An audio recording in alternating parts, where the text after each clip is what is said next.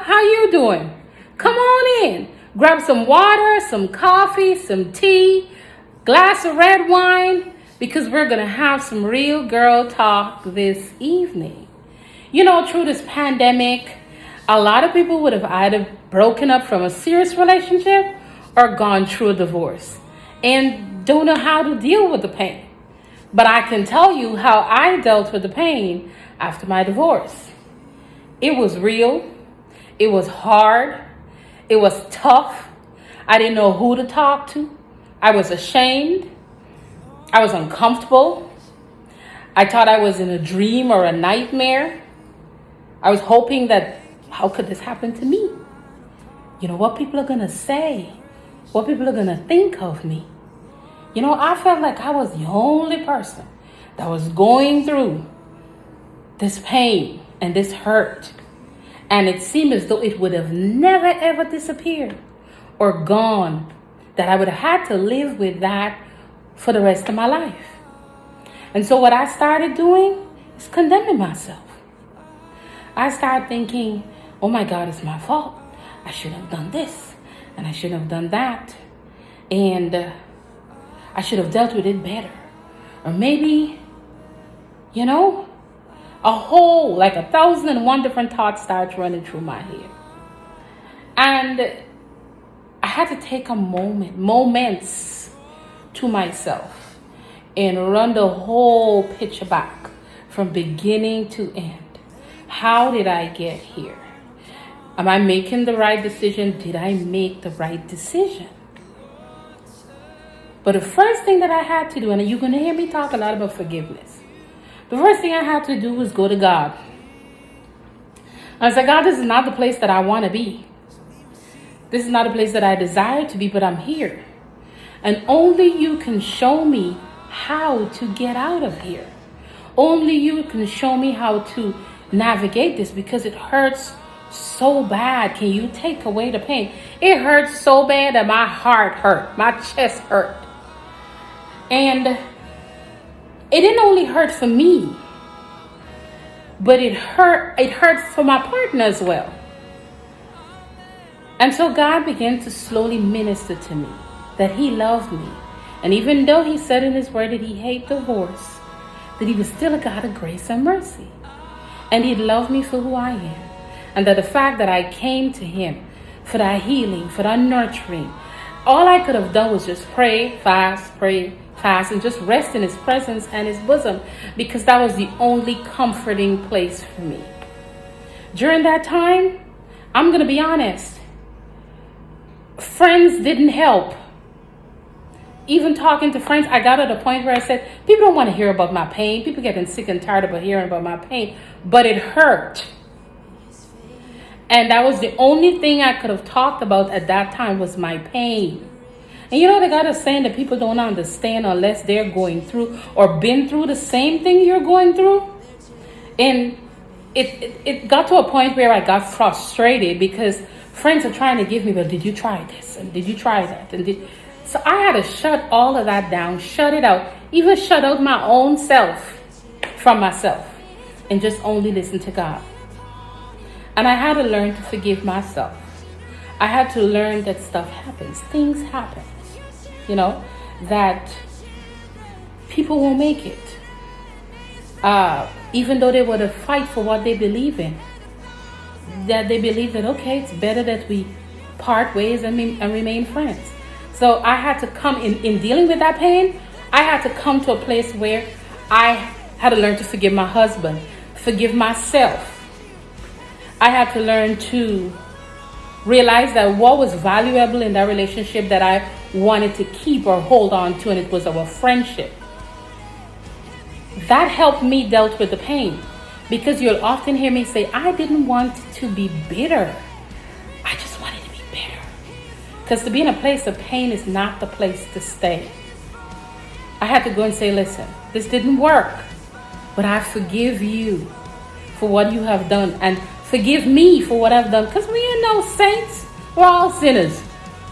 Forgive me for what I've done. I forgive you for what you've done.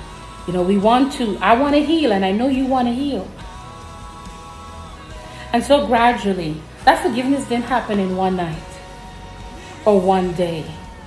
Every time I remember something, I had to forgive myself. I had to start writing it down. I had to forgive myself. I forgive myself for so. I forgive myself for allowing this person to do so to me. I forgive this person for doing so.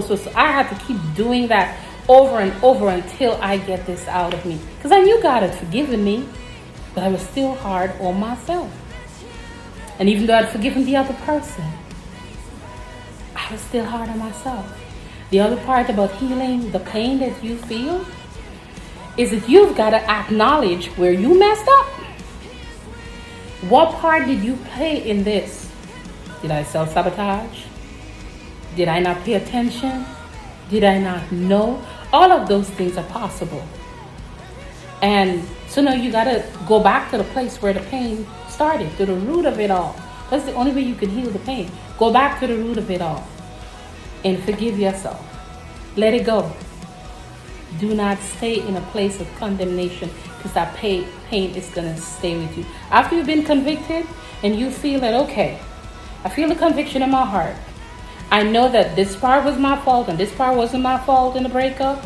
And I owned my part. I take responsibility for my part. And you not only take it, if you've got a person, you can go to a partner, spouse, husband, wife, you can go say, listen, I take responsibility for my part. And I forgive you. Forgive me. That's part of the healing process. That's part of the pain. Getting rid of the pain. You know, the other thing, music helped me. Music helped big time. When prayer worked and I wasn't in prayer, I was listening to music. Jazz music, instrumental music,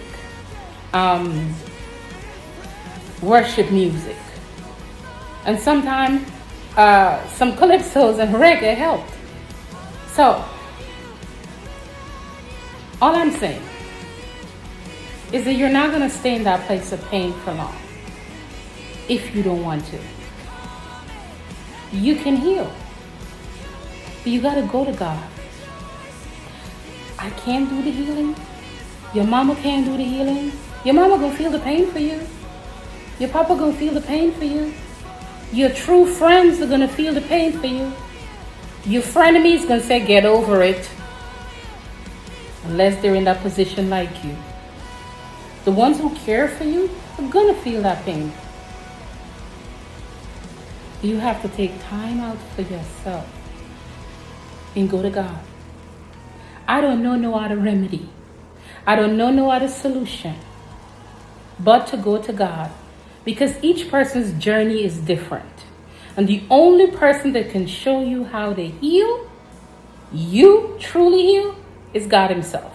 He's the only person that can lead you through that pain. He's the only person that can talk to you and soothe you in that moment of pain. And then forgiving yourself and forgiving others. So, once you've done that, and that pain goes away, and he takes that pain away, oh, the joy and the peace. Oh, the joy and the peace. And even if people come to you and say, I heard you're divorced, or I heard you broke up. Oh, I'm so sorry. Okay. Stuff happens. But I'm good. And what about the other person? They're good. We all good. But what happened? Well, that's history. How you doing? Because if you allow some people to take you back there, when you would have already crossed that bridge. Don't open that door to go back there. Once God forgive you, forgive yourself, and other people forgive you.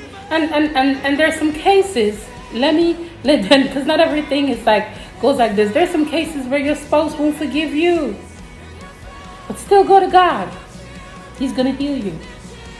He's going to talk to your spouse. Once you take responsibility for your partner, you say, forgive me, and you move on, the important thing is that God is going to heal you and move you from one place to the other. He's going to transition you. He's going to transform you. He's going to change your life. So, I just want to say thank you for spending the time with me while we have this real talk. You still enjoy your tea, enjoy your wine, and I'll talk to you later. I love you.